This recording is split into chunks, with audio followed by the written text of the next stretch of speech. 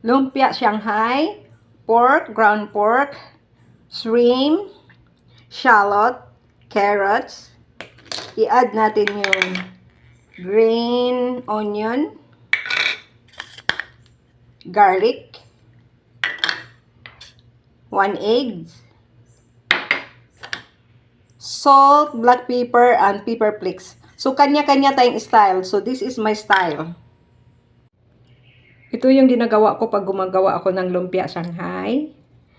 Lagay ko siya sa freezer. Para hindi masira, nilagay ko na yung may freezer paper. Lagyan natin dyan. Yan.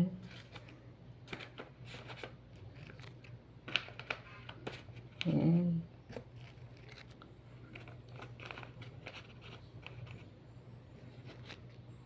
Bali, 10, 5.